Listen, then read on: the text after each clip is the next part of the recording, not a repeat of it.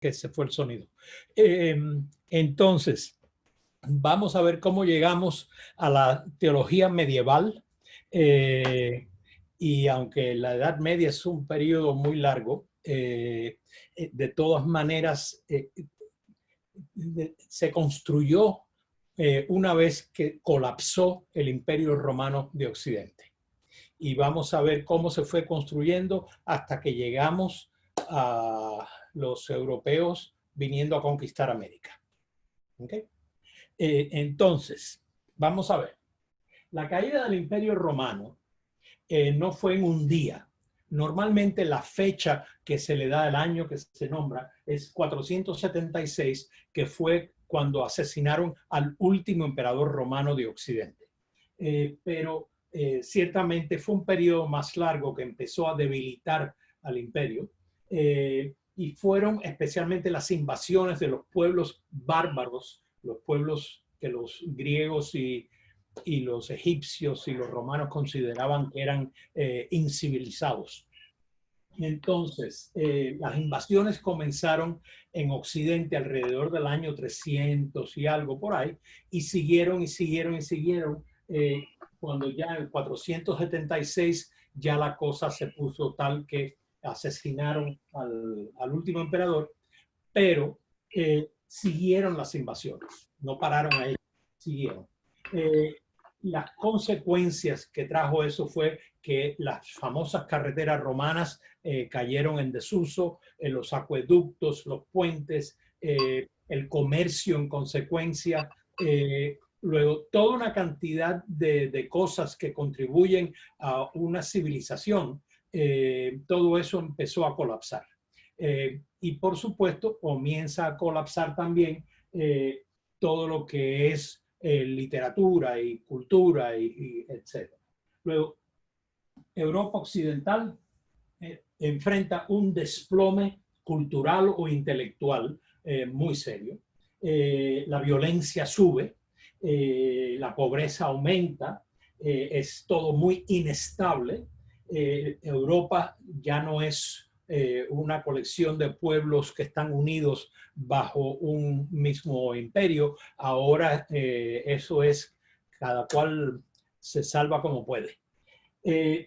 Pero si esto es llegando de los años 300, 400, 500, 600, cuando llegamos a los años 700, que es el siglo VIII, y los años 800, que es el siglo IX, empiezan a suceder cosas que van realmente a transformar a Europa Occidental y hacer de Europa Occidental el mundo medieval, que va a hacer posible entonces un mundo que sea mundo para el cristianismo y no solamente Europa o la cuenca del Mediterráneo. ¿Ok? Entonces, vamos a ver qué pasa en el siglo VIII, en los años 700. Pues la península ibérica, yo dibujé aquí un mapa, la península ibérica, más o menos así, el Atlántico, Inglaterra e Irlanda están aquí arriba, aquí está Francia, la cordillera de los Pirineos, la ciudad de Córdoba estaría ahí, y esto es el Mediterráneo, y por aquí está Gibraltar, de un pedazo para acá. Yo no soy muy bueno dibujando, pero eso más o menos le da una idea de qué es lo que de dónde me estoy refiriendo. Bueno, la península ibérica, que es donde hoy están España y Portugal, cuando comienzan los años 700, comienza con una terrible guerra entre jefes de los visigodos. Los visigodos eran un pueblo de los pueblos bárbaros que bajó por toda Italia, acabando, como decimos en cubano, con la quinta y con los mangos. Bajaron todo, fueron bajando todo, y de Italia saltaron al África. Y del África siguieron hasta donde podían cruzar y cruzan hacia acá, hacia lo que es la península ibérica. Los visigodos se apoderaron entonces de península ibérica, etcétera, etcétera. Un montón de cosas interesantes en el proceso de estar en África se habían convertido al cristianismo, pero era un tipo de cristianismo arriano. ¿Se acuerdan del arrianismo que vimos la última vez? Y cuando llegan a España se encuentran, o a la península ibérica, mejor dicho, se encuentran con que ahí los arrianos no son aceptados. Tienen que hacerse seguidores del Concilio de Nicea, etcétera, etcétera. Entonces, ahí empiezan ellos a hacerse cristianos como tradicionalmente referimos a la gente que aceptó Nicea. Esa guerra entre los jefes visigodos causó tremenda devastación en la península ibérica. Y en el año 711, y es fácil acordarse de este año, acuérdense de la tienda 7-Eleven, el año 711 comienza una invasión que va también por la misma ruta que tomaron los visigodos, de ejércitos musulmanes que habían salido del Medio Oriente tras una serie de líos que se habían armado allí, había muerto el profeta Mahoma, y entonces quién iba a ser el que siguiera como califa, como líder de los creyentes, etcétera, etcétera. Y se armó un lío. Y el único descendiente directo de Mahoma que tuvo que correr para salvar el pellejo, llegó y por supuesto, ¿quién le iba a decir que no podía entrar si todos eran musulmanes en el norte del África ya? El Islam había comenzado un siglo antes de todos estos eventos y en ese periodo habían conquistado el norte del África. Entonces, ¿quién le iba a decir a un descendiente de Mahoma que no podía pasar por ahí? Entonces, pasa por ahí y empieza a tratar de salvarse el pellejo él también, y con un pequeño ejército que fue creciendo poco a poco, cruzan por Gibraltar y entran en la península ibérica. Si ustedes nunca han estado en Gibraltar, es impresionante estar en el morro de Gibraltar, porque si usted está parado ahí, usted ve a Marruecos ahí, es un saltito. Y eso fue lo que hicieron, ¿no? Del África saltaron por Gibraltar y llegaron al sur de la península ibérica, y en cuestión de unos poquitos años ocupan 2/3 partes de la península ibérica. ¿Okay? La parte que ocupan es, excepto por esta franja aquí arriba, ocupan todo lo demás. Aquí arriba no es que no hubiera gente.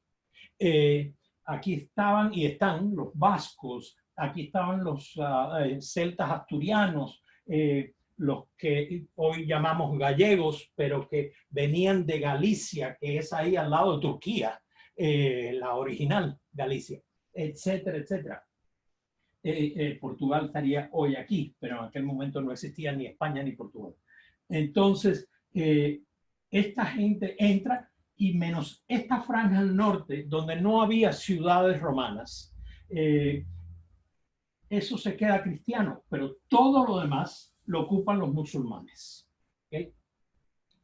Y empiezan a empujar, una vez en Europa, empiezan a empujar la cordillera de los Pirineos, empiezan a empujar a tratar de cruzarla, y empiezan a tener un poco de éxito hasta que un líder de nuevo de los pueblos esos bárbaros que habían invadido, los francos, que le dieron el nombre a esta región como Francia, los francos, un líder de ellos, el tercero, si mi memoria no me falla, de la dinastía de los carolingios, porque la mayoría se llamaban Carlos, de ahí el nombre. Entonces, Carlos Martel es el martillo. Luego, un jefe militar que le llamen Carlos el Martillo, usted no busca un pleito con esa persona. Entonces, empiezan los musulmanes a tratar de cruzar, y los francos, bajo Carlos Martel, los empujan de regreso. Y entonces, esta cordillera es una frontera muy porosa durante los 2 siglos que van a seguir. ¿Okay? Entonces, en Iberia, en la península ibérica, los musulmanes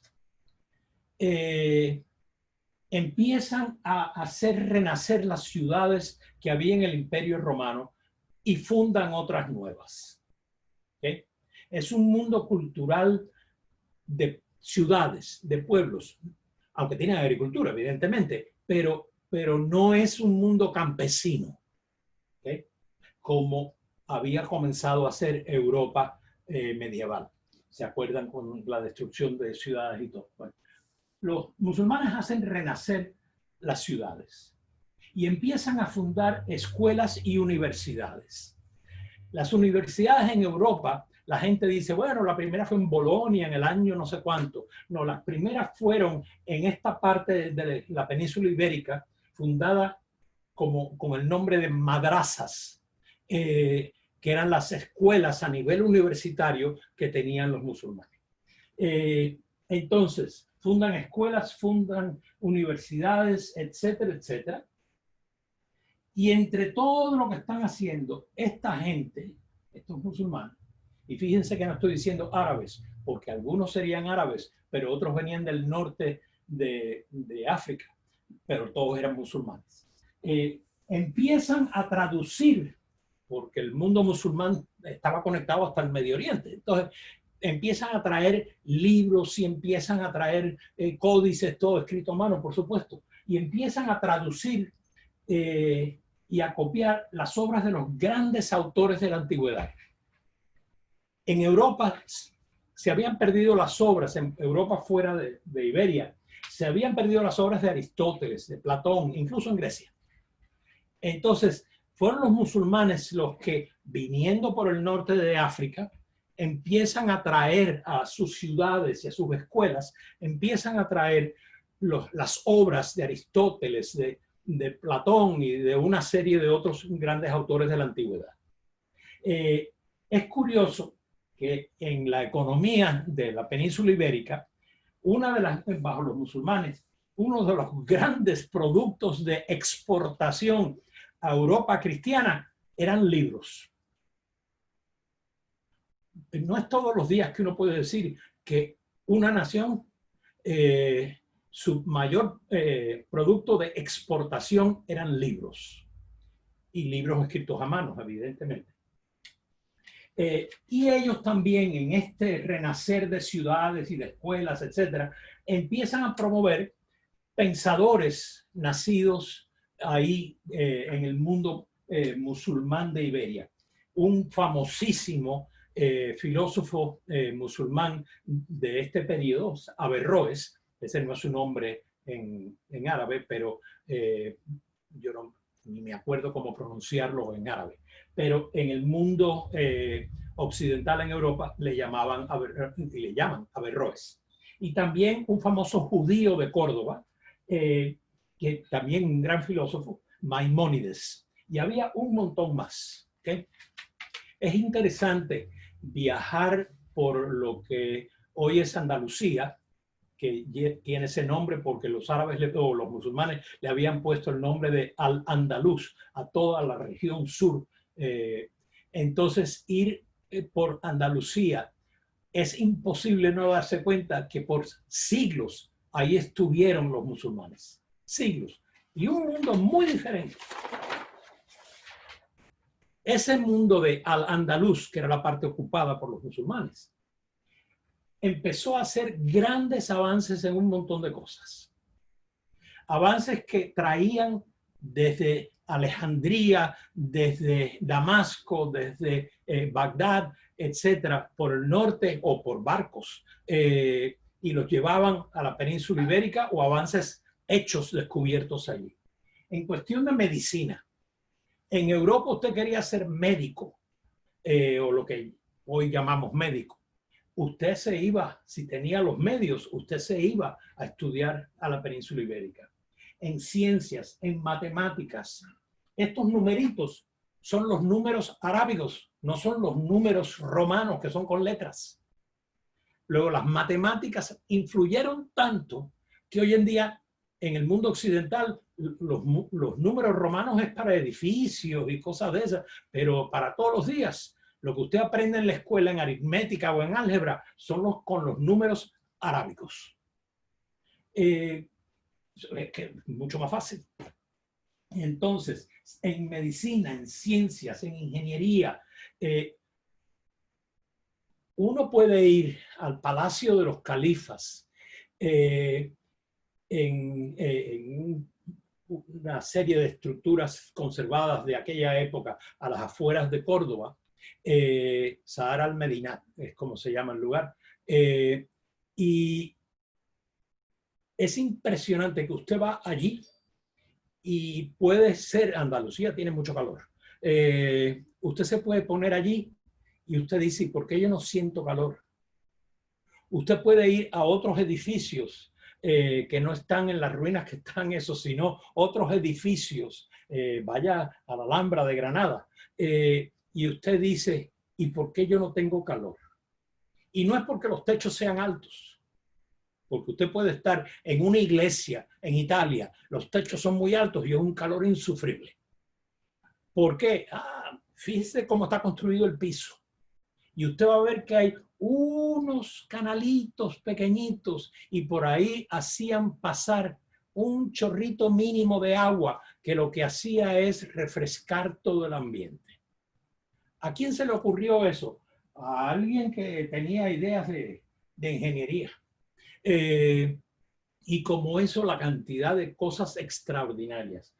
Fue un mundo donde la arquitectura llegó a niveles increíbles, la literatura y sobre todo la filosofía, la música, etc. Y filosofía es lo que yo más voy a indicar porque es lo que va a influenciar mucho a la teología. Alrededor de la mitad de este periodo comienza la ocupación de los musulmanes, comienza en el año 711 y termina en enero de 1492, unos pocos meses antes que un cierto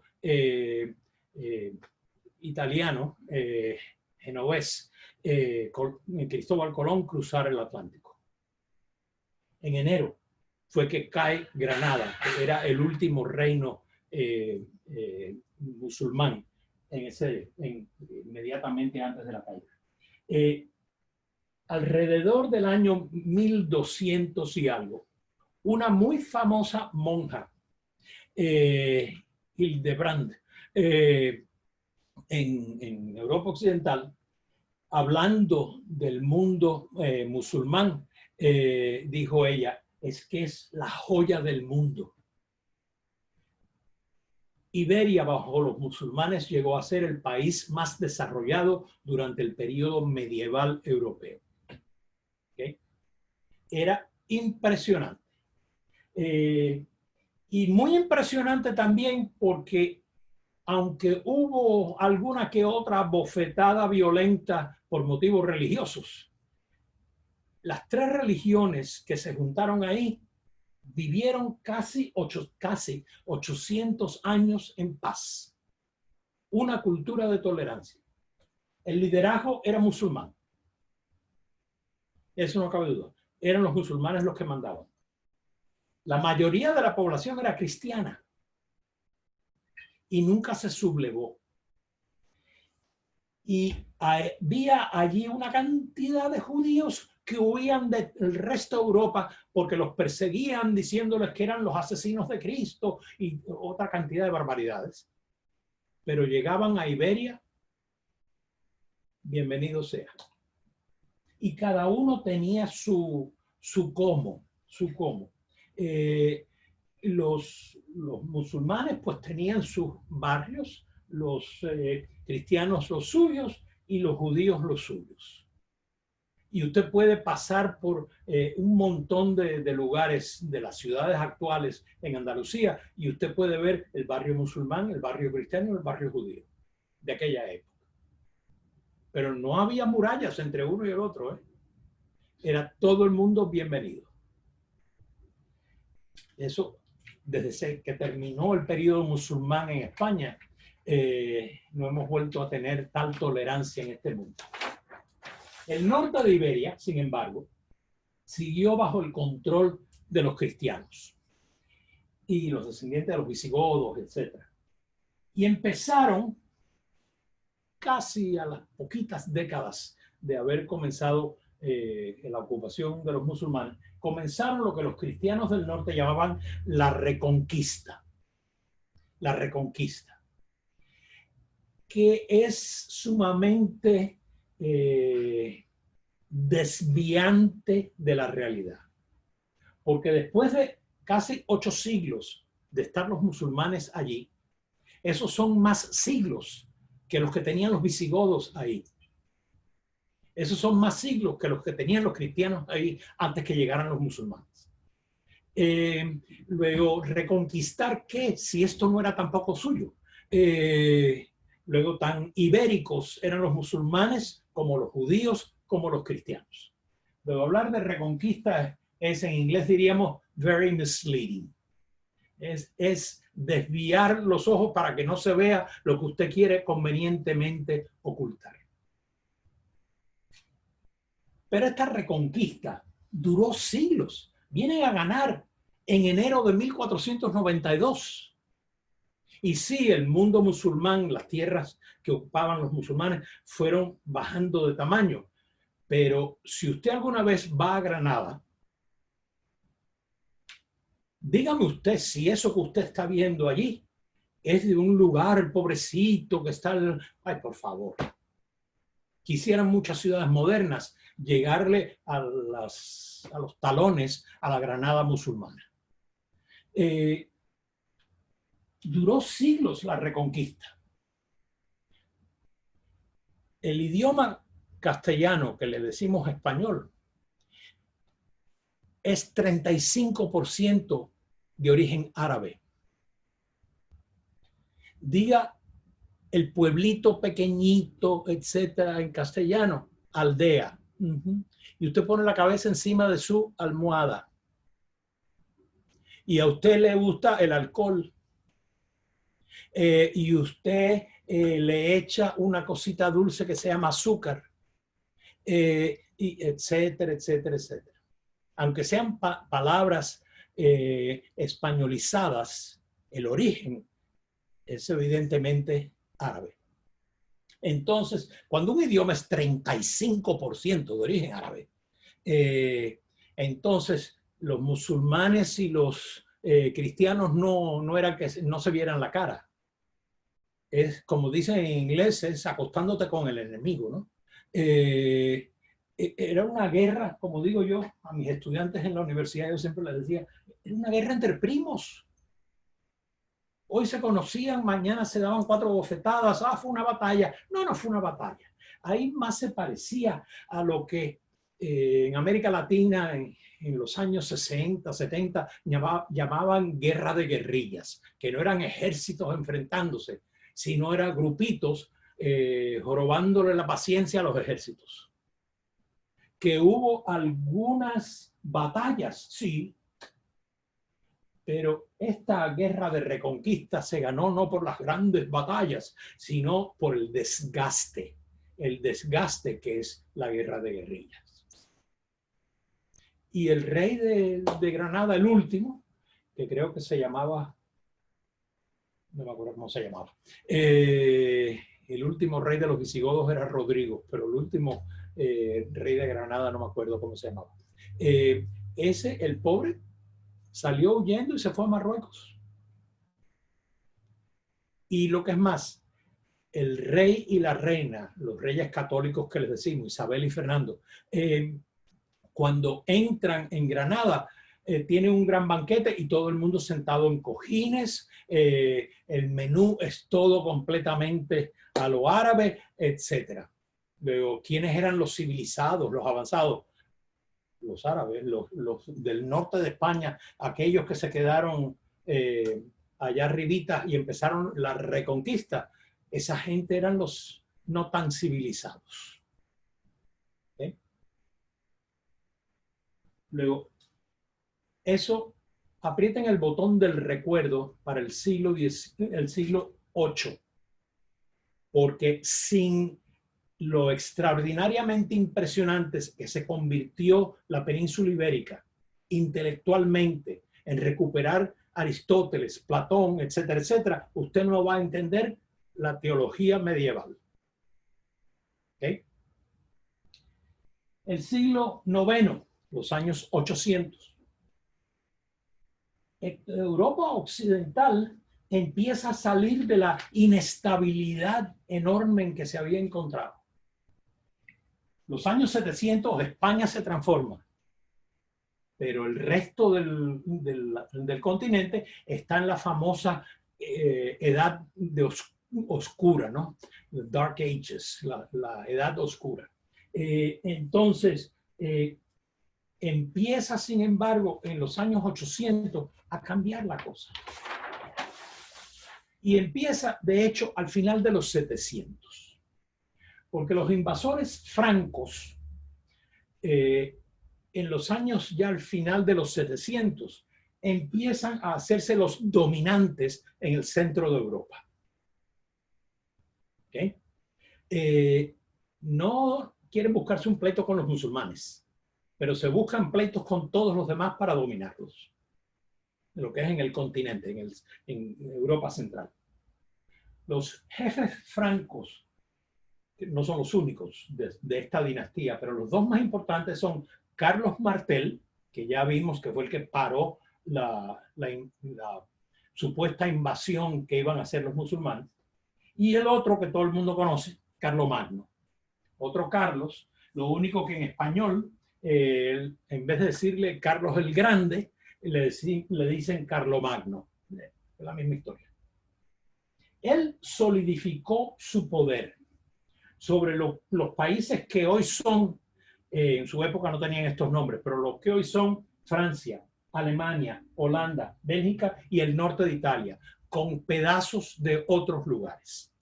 Hubo un momento que tenía la mano ya puesta dentro de lo que hoy es un pedazo de Cataluña y dentro de lo que hoy es un pedazo de Navarra. Pero eso era que la mano la quitaba y la ponía y la quitaba y la ponía, dependiendo de cómo estuviera la situación de los musulmanes. Si se ponían un poco débiles, Carlomagno trataba de interferir. Es un lugar enorme que facilitó, porque ahora estaba unido, lo que se llama el Renacimiento carolingio, de la dinastía de los Carlos. ¿Okay? Carlomagno y su dinastía, luego no es solamente él, pero él especialmente. Renacen las ciudades en Europa. No del tamaño que tuvieron en otros tiempos, pero renacen las ciudades en Europa. Y eso es muy importante porque da estabilidad, porque permite el comercio.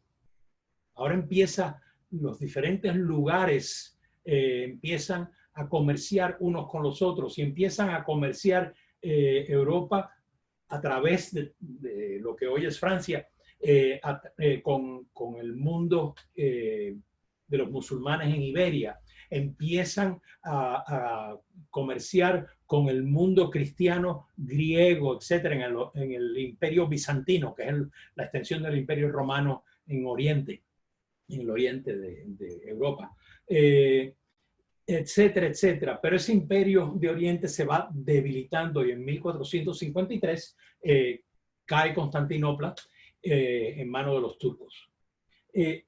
Pero en el occidente siguen naciendo las ciudades, la estabilidad empieza a ser lo esperado, lo más común. No es que no haya habido guerras, no es que no haya habido problemas, ¿sí? En todas partes siempre los hay, pero no aquello que fueron los años 400, 500, 600, en donde eso era un espanto en Europa occidental. Iba a decir una palabra en mexicano, pero dije yo, no, eso no se dice en público.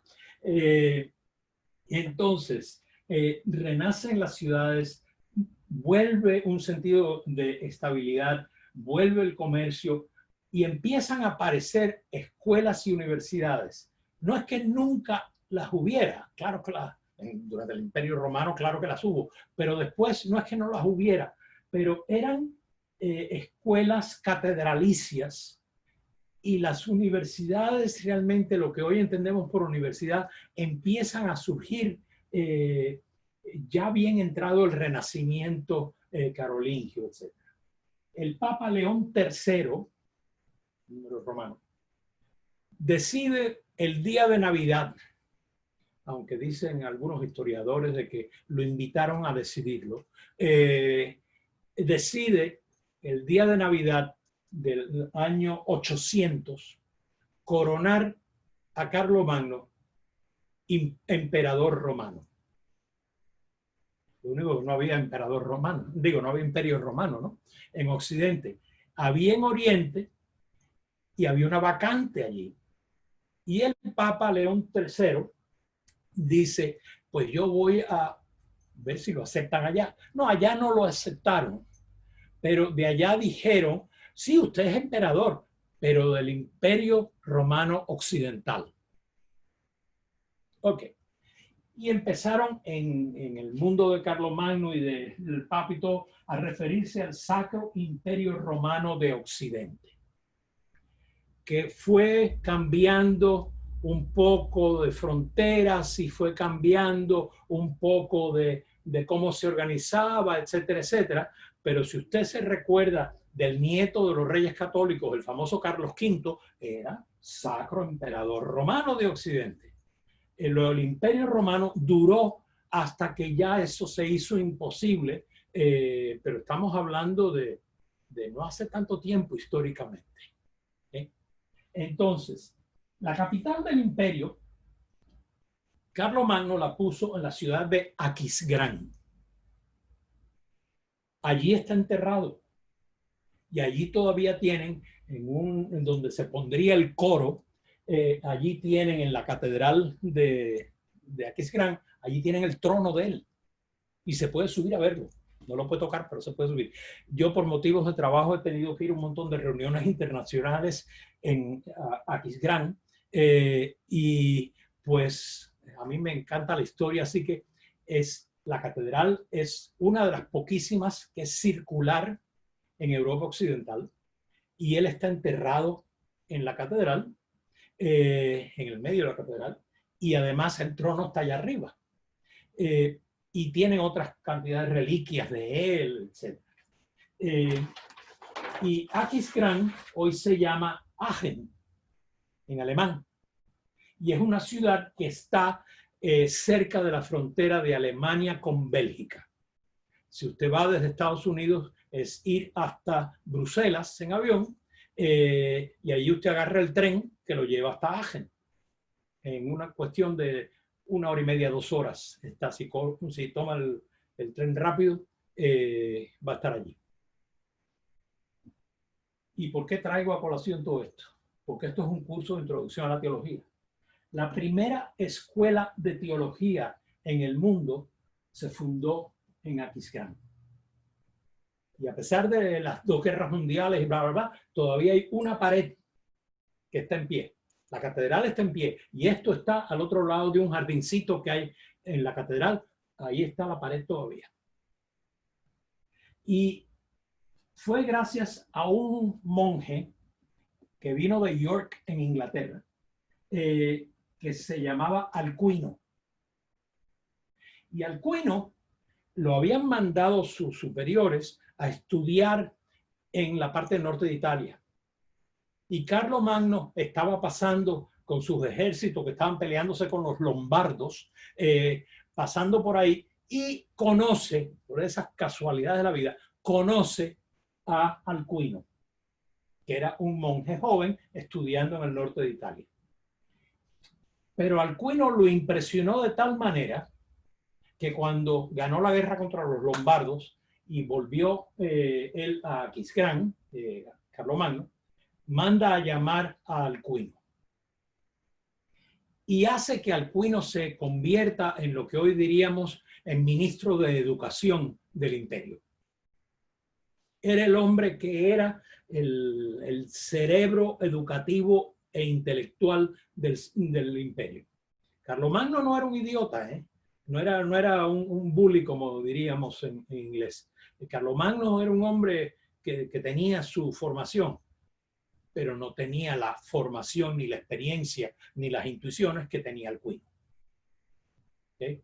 Entonces, gracias a Alcuino se funda la primera escuela de teología. Y usted dirá, pero ya existían las escuelas de teología.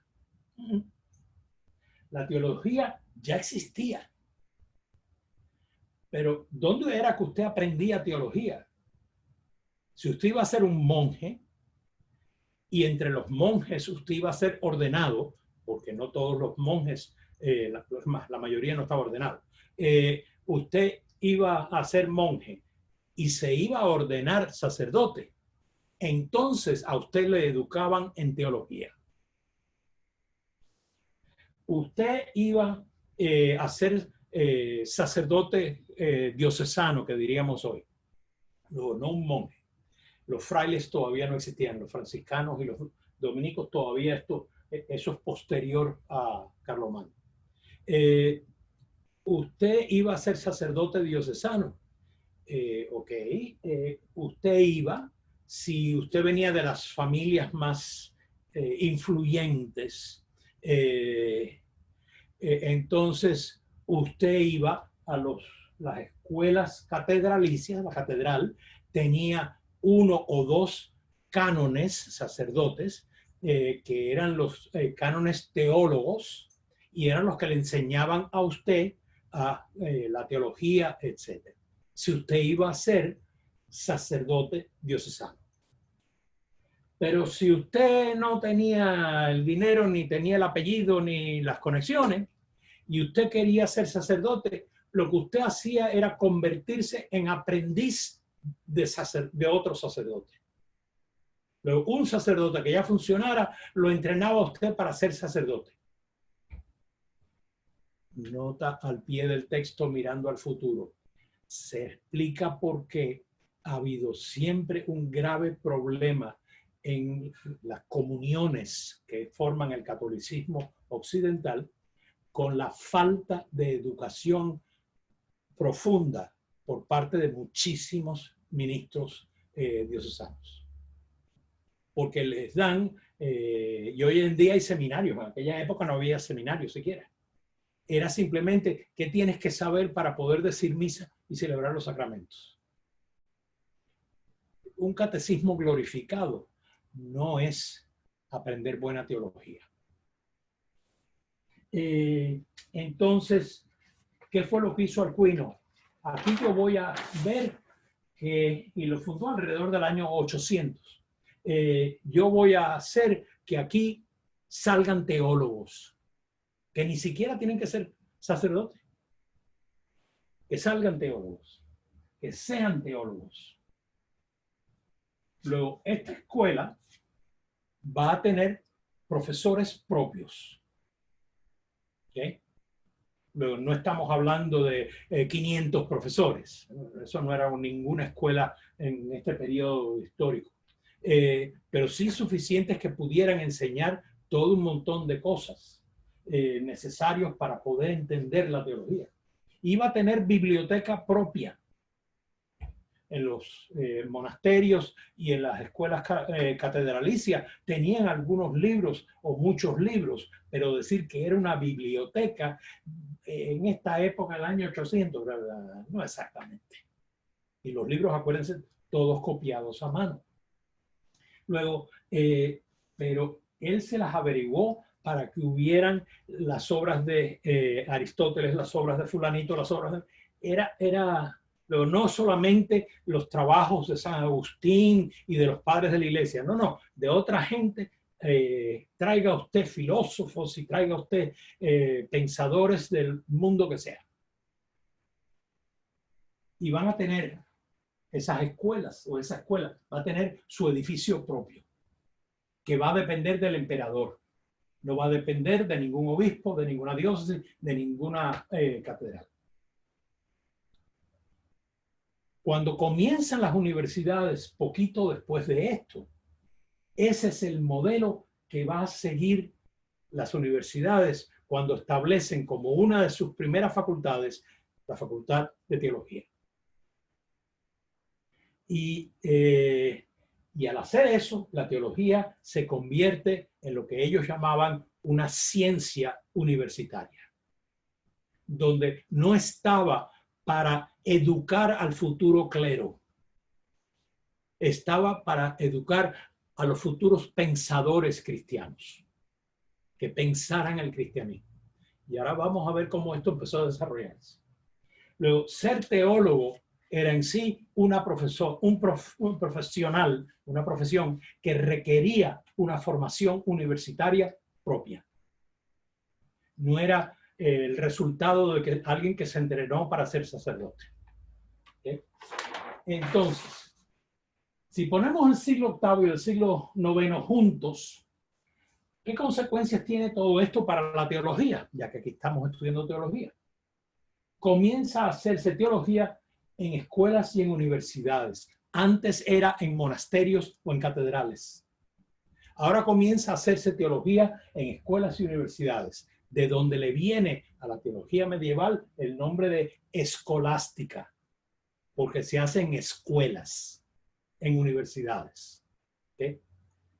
Y las principales universidades en este periodo del siglo IX hasta alrededor del siglo XV, que es los 1400, son París, Colonia, Bolonia, Salamanca y Oxford. ¿Hay otras universidades? Sí, pero estas son las más influyentes. Y de todas, la de París, sin lugar a dudas, en teología, en cuestiones de teología, la más influyente. En París, que fue la más influyente, tienen pasión por importar libros de la península ibérica. Porque al traerlos, los libros son escritos a mano. Al traerlos, tienen todo un ejército de gente que se pone a copiarlos. ¿Okay? Ellos traen esos libros y empiezan a hacer comentarios sobre esos libros. Y traen de la península ibérica ya comentarios hechos a esos libros. Y empiezan a estudiarlo y empiezan a enseñarlo. Pero quienes traen no son simplemente a San Agustín, a San Teodosio o quien fuera. Quienes traen son a esos señores, sí, pero especialmente a los grandes filósofos de la antigüedad. Las obras de Aristóteles, las obras de Platón, etcétera, etcétera, que se habían perdido en la Europa occidental. Y empiezan ellos a leer todo esto y dicen, wow. Pero descubren que en la península ibérica ya hay un montón de gente que se han hecho comentaristas y filósofos estudiando Aristóteles, Platón, etcétera. Averroes siendo uno de ellos. Entonces es traer las obras de Averroes y traer las obras de otros profesionales intelectuales musulmanes de Iberia, etcétera. Y empiezan estos señores en la Facultad de Teología de París a hacer filosofía y teología con un diálogo, como un diálogo con musulmanes y paganos. Con musulmanes y paganos. Así nace la teología que llamamos escolástica. No nace en un cerroncito, el cerebro cerradito. No, no, al contrario. Por primera vez en la Europa cristiana, después de que se derrumba el imperio, es una apertura increíble de que mira lo que dice Aristóteles, mira lo que dice Platón, mira lo que dice Averroes, mira lo que dice Maimónides, mira, empieza a abrirse y se construye usando las herramientas y las intuiciones de Aristóteles, de Averroes, etcétera, etcétera, de musulmanes y paganos.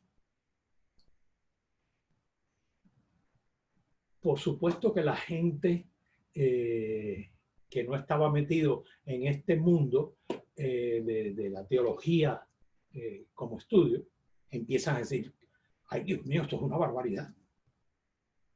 Si usted conoce la teología latinoamericana de los años 60, 70, 80, se usó el marxismo para entender el cristianismo. ¿Y cuánta gente dijo, ay, me rasgo de vestiduras? ¿Cómo es posible que se haga eso? Pero si lo estaban haciendo en la Universidad de París, usando paganos y usando musulmanes. Y sí hubo un montón de gente que se rasgó las vestiduras.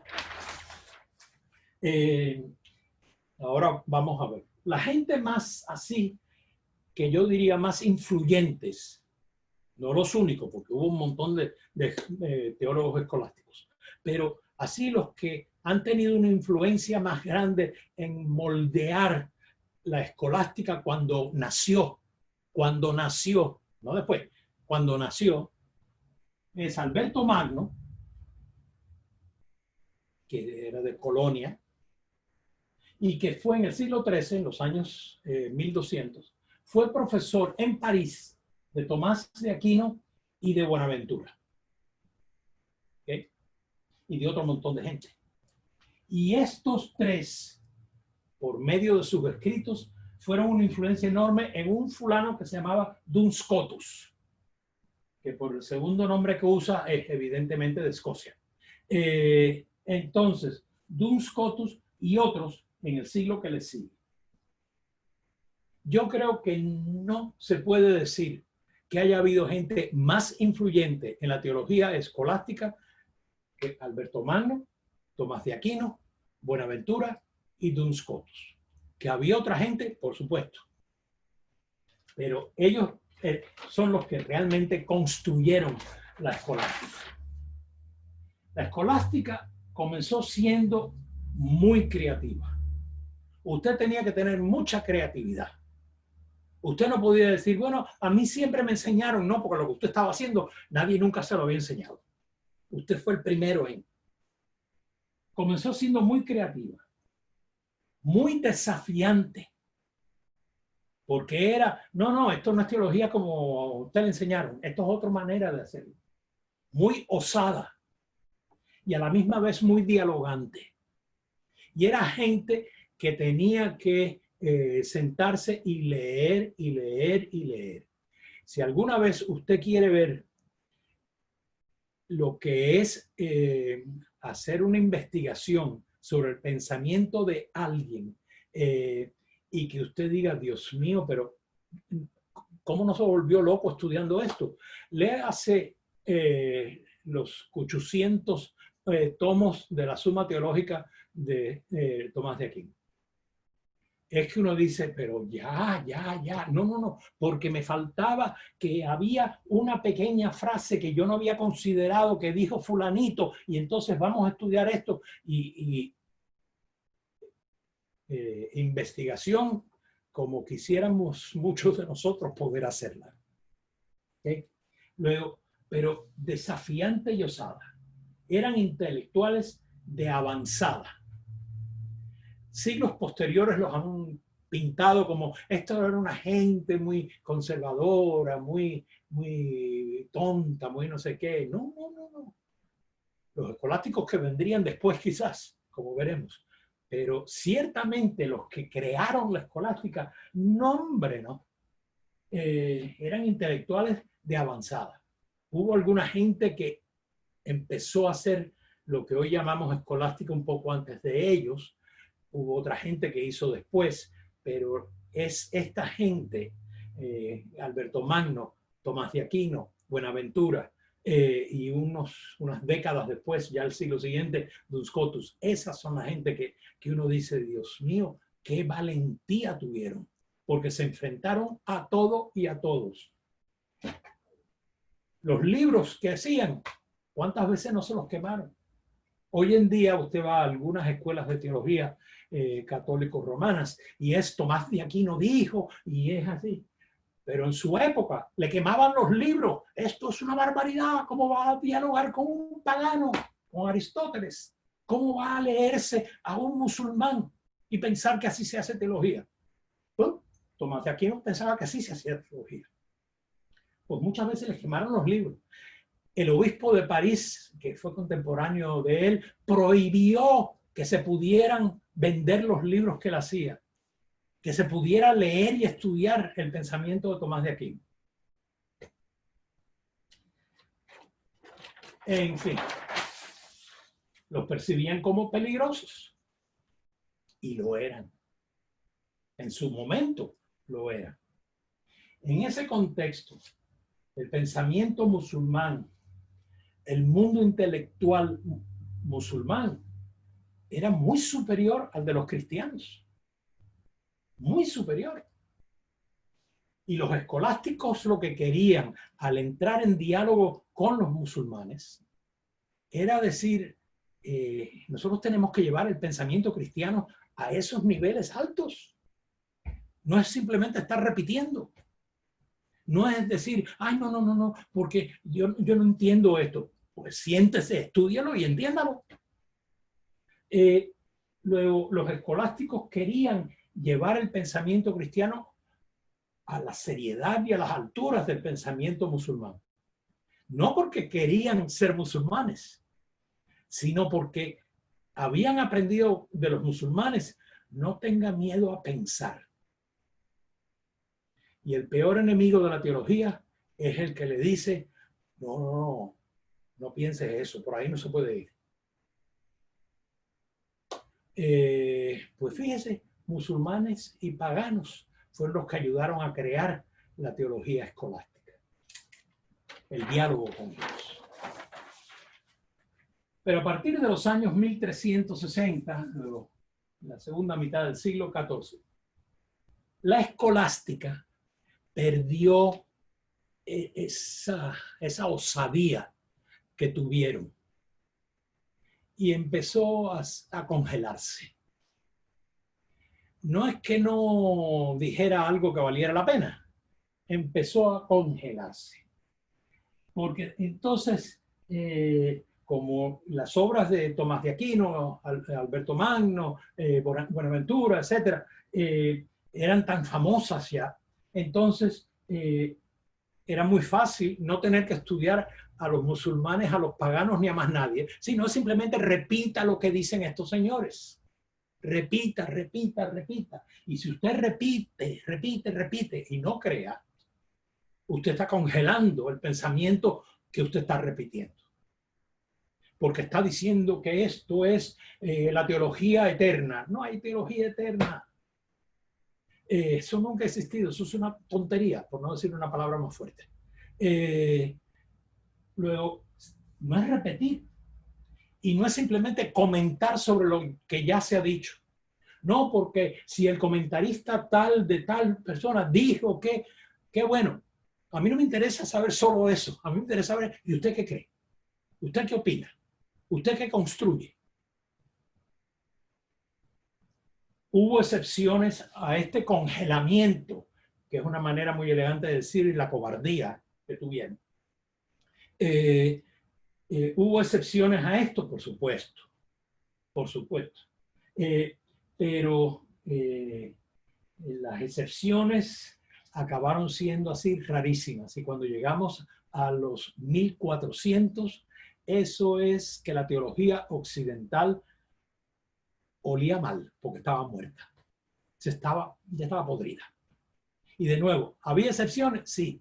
Y no estoy hablando de que las excepciones era que si alguien que dijo no sé qué cosa y hubo gente que dijo una serie de cosas que en el mundo serio de teología serían insostenibles en los 1400. Pero fuera de esas pocas voces, hubo excepciones, pero ya cuando llega los 1400, pero en 1492 cae Granada. Pero los europeos comienzan la conquista violenta de un nuevo continente. Comienzan las atrocidades contra los pueblos nativos del continente americano. Y no se puede decir que, bueno, esas fueron excepciones. Déjese de tal racismo que da vergüenza. Entonces, a los poquitos años después, ya en 1507, hay esclavos de origen africano en lo que hoy es la República Dominicana, que fue en un tiempo el centro del imperio de este lado del Atlántico. ¿Cómo van a decir que teológicamente es justificable las atrocidades contra los aborígenes y las atrocidades contra los africanos? Pues decir, eso no es teología cristiana. Ni teología ni cristiana. Y en 1517, un fraile agustino dijo, ¿saben ustedes? A mí me huele que esto está como yendo mal. El problema es que desata los movimientos de reformas que empiezan entonces a atacarse entre sí. Pero ¿dónde está la teología que ellos hubieran heredado para poder decir, espérate, vamos a ponernos a pensar, vamos a ver qué es lo que... Y entró muchísima cosa. Yo a mis estudiantes siempre les digo, siempre se ha dicho en todos los lados de la polémica que el tema de la justificación por la fe es el gran tema que llevó a la Reforma Luterana. Y eso se repite y se repite y se repite. En 1999, la Iglesia Católica Romana y la Federación Mundial de Iglesias Luteranas firmaron un documento en que dice que siempre, desde el principio, siempre estuvieron de acuerdo en lo mismo sobre la justificación por la fe.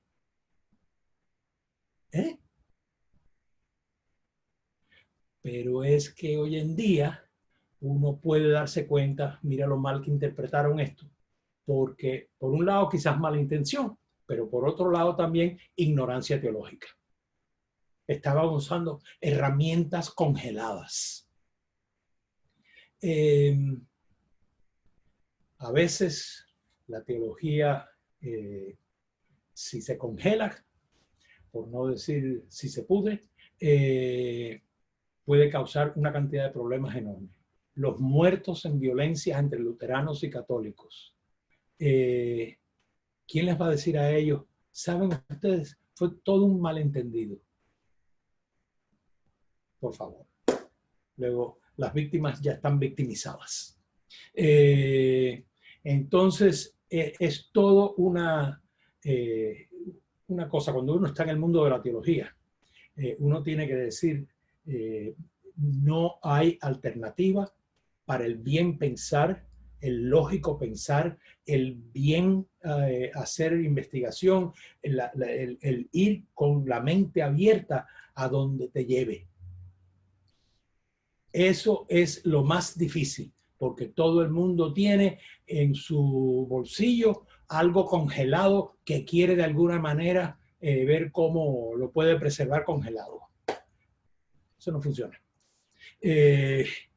Entonces, hemos cubierto hoy una cantidad de siglos, pero la próxima vez vamos a ver dos temas que empiezan a hacer, no voy todavía a meterme en cuestiones de justificación por la fe, sino porque primero hace falta otros temas anteriores que entran a jugar en la Reforma Luterana, en la Reforma Católica, en la Reforma Anglicana, etcétera, etcétera. Es todo y darse cuenta de que lo que es no es necesariamente lo que fue, y hay que darse cuenta de que el modo como hablaban no era siempre lo mismo. Entonces uno tiene que parar y decir, ¿qué es lo que quería decir esto cuando se dijo?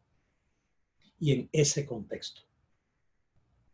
Y ahí empieza uno a darse cuenta que no todo era teología, que había mucha, como diríamos en buen cubano, mucha sinvergüenzada. Entonces, porque también había gente que iba a perder poder, iba a haber gente que iba a ganar poder, en fin. ¿Ok? Preguntas, comentarios. Guillermo ha puesto preguntas en el chat, pero creo que haz respuesta. Todos. ¿Respetaban los musulmanes a los cristianos en la península ibérica o tenían que, no tenían que convertirse al Islam?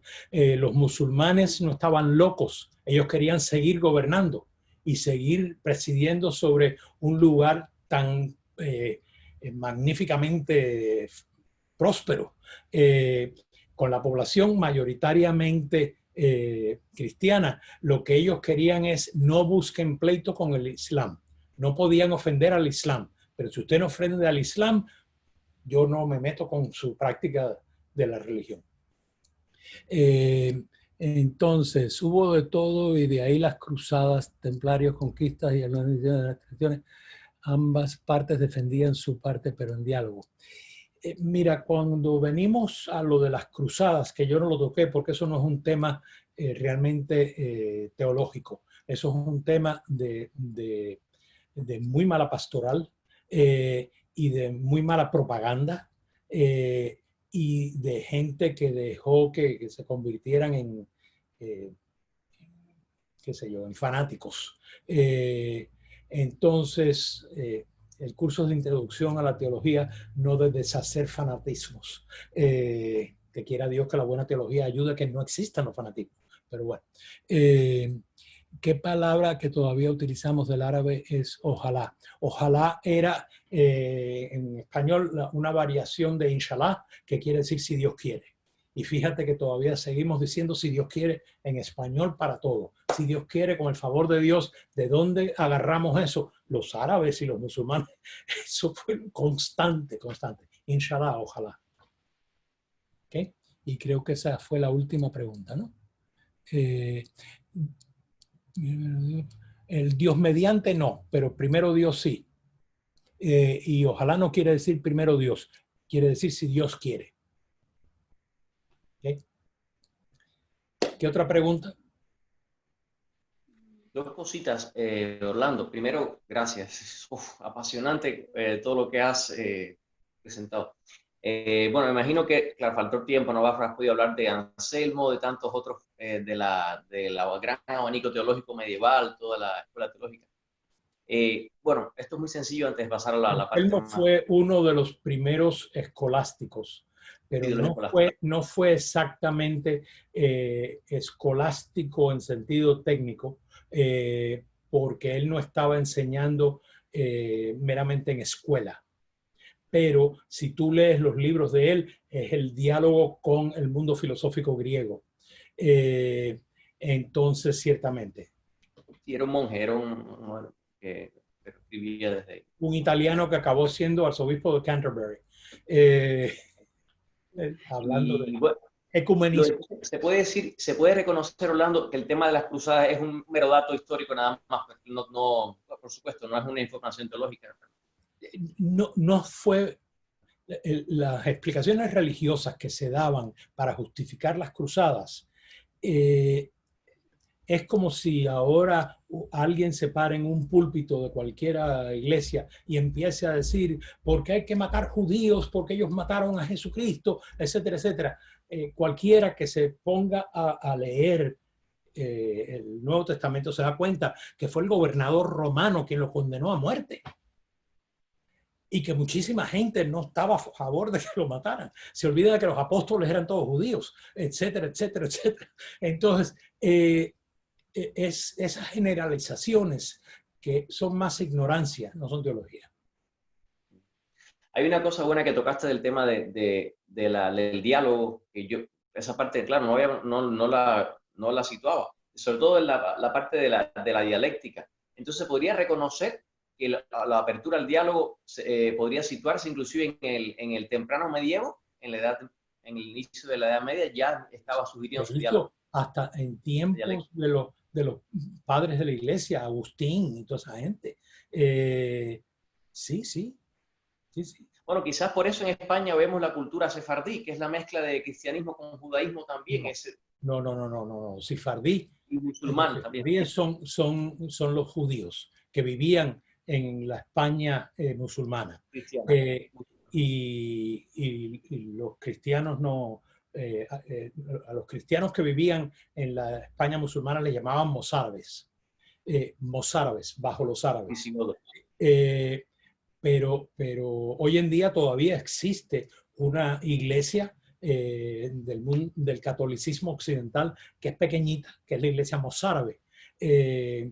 Pero España, después de Isabel y Fernando y el Concilio de Trento, etcétera, lo obligaron a ser católico romano. Ahí ya no. Los mozárabes se quedaron básicamente en el área de Toledo. Y lo que es más, la Catedral de Toledo tiene un altar lateral. Si tú miras el frente del altar, es el altar que vas a ver y es grande y muy no sé qué, a mano izquierda. Ese es el altar de la Catedral mozárabe. Entonces, pues, pero es muy poquita gente. Ahora es después de las 6:30. Hay que parar. Sí, sí. Gaby. Gracias. Bueno, Muchas muchísimas gracias. Nos vemos el miércoles Fantástico. que viene. Muchísimas gracias, profe. Muy interesante. Ok. Sí, esta creo que fue una clase de las más interesantes.